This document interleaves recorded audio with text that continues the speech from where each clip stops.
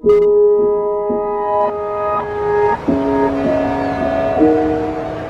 bridge is a very well-known place, both good and bad.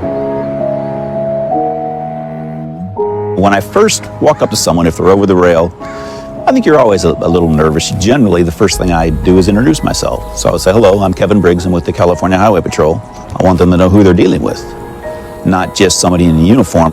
I believe their sight is just very narrow at that point, and they see the only way out is by jumping over the bridge.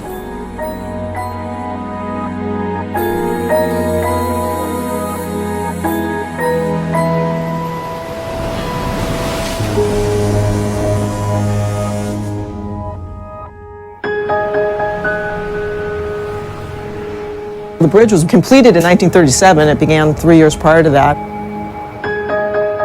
It was the link from San Francisco to all points north. I think it's a symbol of strength, a symbol of power. The bridge is 1.98 miles long. It's 6 lanes wide with 2 10-foot sidewalks. It's always had pedestrians walking on it.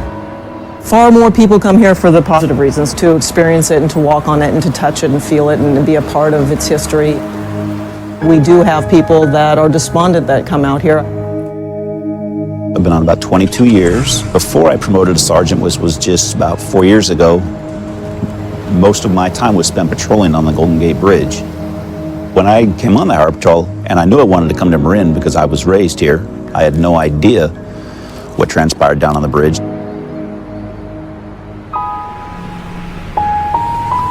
Years ago, you never mentioned the word suicide for fear that they would all of a sudden think that would be a good option. Well, with all of our training, the first thing we say is, are you out here to hurt yourself? You know, something wrong today. It's an unfortunate day from the start when you get that call. We received a be on the lookout for an individual, and I started down from the Vista Point area, and when he saw me, he immediately jumped over the rail onto a small platform I-beam that's below that, and he didn't want anything to do with me. So I just started talking to him.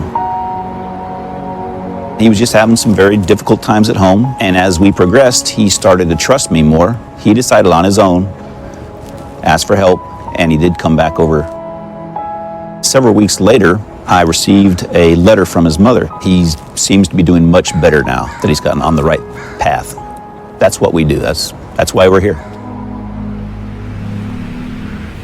I don't think that it's reported enough that we save a lot of people out here. Our success for intervening in a suicide attempt is about 80% to 90%. I have never actually counted a number, but it's been numerous people, maybe 2 a month. When I talk to someone, I try to dig into them a little bit and see what's going on. I try to get their name and see if there's family members. Do they have kids? I try to get them to raise their head up. A lot of times they're looking straight down at the water. I like to leave them with dignity. I had an individual once who they called me out from home to come and talk to. I actually went down on my knees and said, look, I got nothing. I just want to come up and talk. He broke down and started crying, came back over, laid in the lane, spread out. But I emphasize with him, you're not under arrest, stand up, you're good. You try to be as positive as you can and instill just a little bit of hope, because that's what's missing. I tend to talk about my life because I've been through a lot. When I was 21 years old in the Army, I was diagnosed with cancer. And you hear about cancer all the time, but when you get it and somebody comes and tells you, hey, you have cancer, you may not make it, it really sets hard with you. And 20 years later, here I am, I'm with the Highway Patrol. Things are great, I've totally recovered. So I can say, hey, I've been through some of this also. Out of my years, one.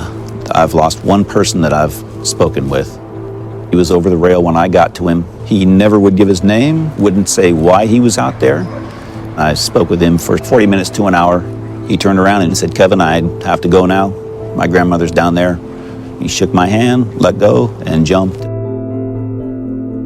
They tell us if somebody's gonna jump and they do jump, don't look, because that's what you're going to remember and that's what can affect you. But I watched this individual go.